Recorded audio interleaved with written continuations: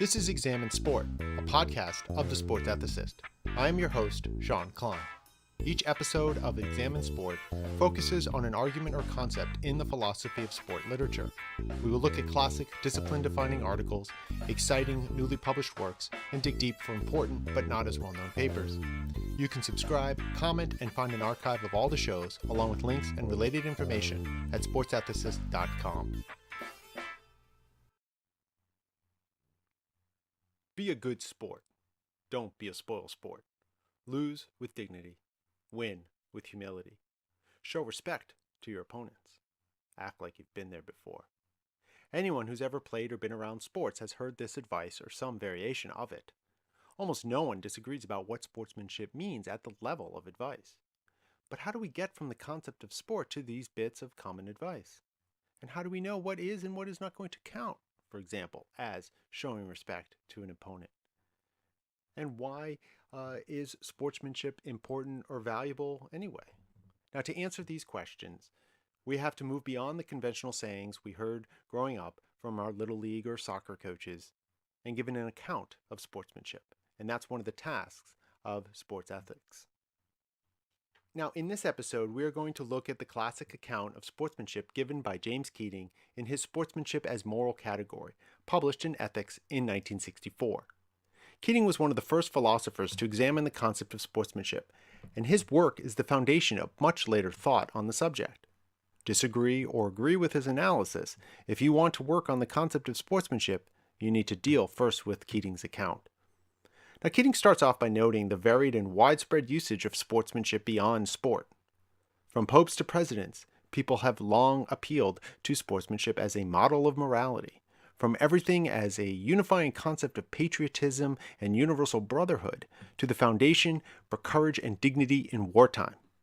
At the same time, sportsmanship codes often include admonishments against immoral or criminal behavior. The problem, notes Keating, is that sportsmanship is too sweeping. It covers two extremes of the spectrum. On one hand, sportsmanship is treated like the pinnacle of moral perfection, or a moral catch-all that deals not just with sport, but with our behavior in all domains of life. And on the other hand, sportsmanship has become so narrowly defined sometimes that it becomes a moral minimum, merely prescribing the behavior we don't want to see, but providing little guidance otherwise. The mistake is rooted, Keating argues, in confusing the concept of sport and athletics and trying to apply the concept of sportsmanship over two different kinds of activities. This is what he says, quote, "It is precisely at this point that we come face to face with the basic problem which has distorted or vitiated most discussions of sportsmanship. Because the term sport has been loosely applied to radically different types of human behavior, because it is naively regarded as an apt description of, one, activity which seeks only pleasant diversion, and on the other hand, two, of the agonistic struggle to demonstrate personal or group excellence, the determination of the conduct proper to a participant in sport becomes a sticky business indeed." So there is sport and there is athletics, and these are distinct kinds of activities that we have different guides for action. One is an activity of recreation and diversion. It's about cooperation, cooperative pleasure, and enjoyment.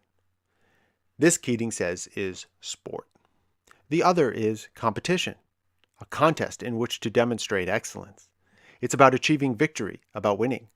This, Keating says, is athletics. Now, Keating roots this sharp distinction in etymology, the historical usage of words, of terms. Now, we get the English word sport from the French word meaning to carry away from work or serious matters. It's referred to as leisure activities. We get the English word athletics from the Greek, which means to contend for a prize. Now, etymology is a thin reed to rest the weight of an argument.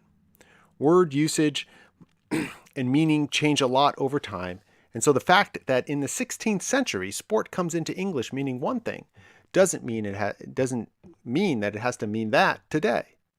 Consider a word like silly, which came into English meaning something like blessed or pious, but today has a variety of senses from foolish, don't be silly, to unworthy, that's a silly idea.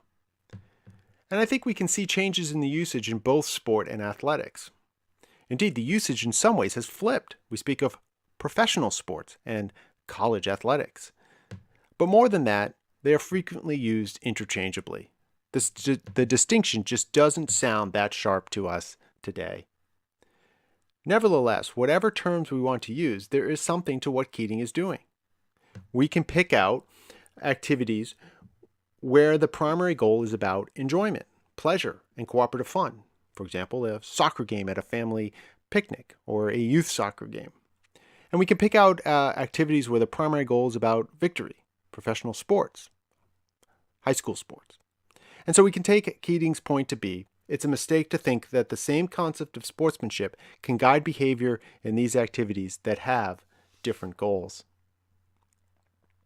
So if sport is understood as the activity with shared pleasure as its goal, we get an account of sportsmanship which tells us, quote, always conduct yourself in such a manner that you will increase rather than detract from the pleasure to be found in the activity, both your own and that of your fellow participants.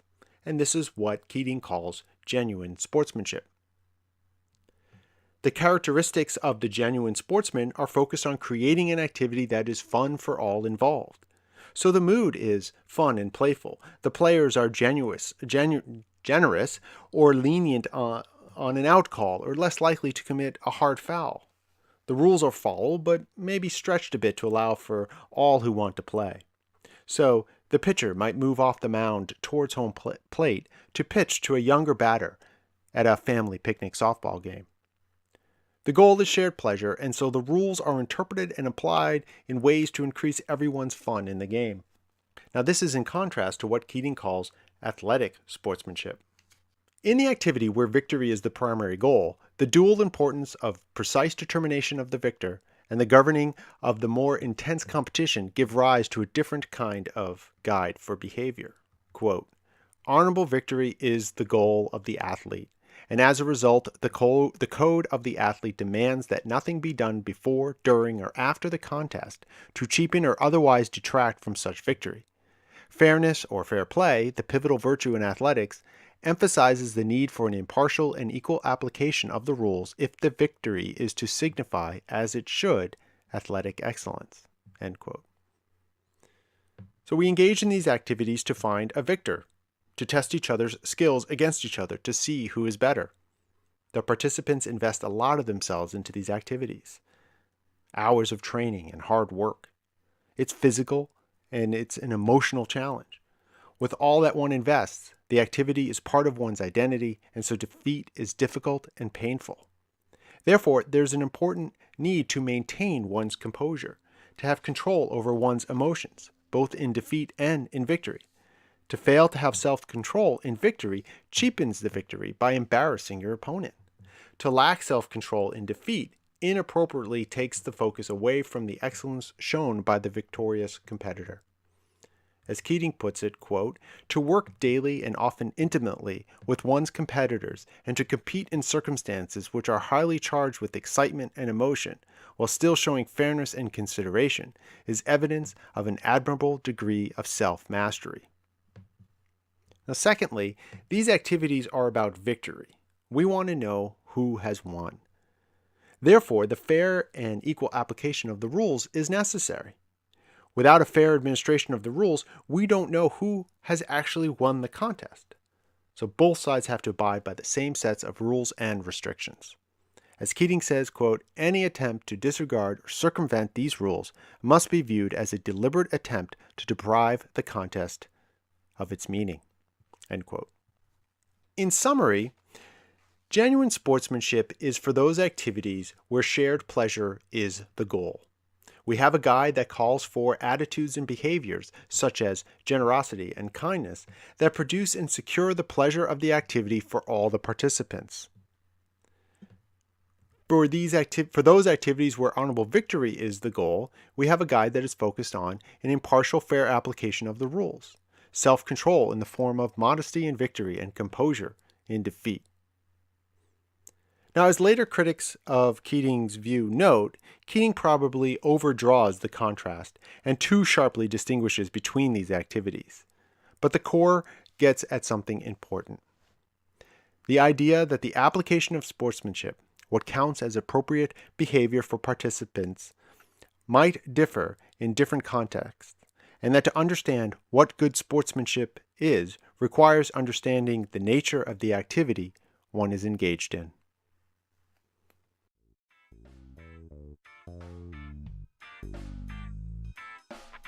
Thank you for listening to Examine Sport. You can subscribe, comment, and find an archive of all the shows, along with links and related information at sportsethicist.com.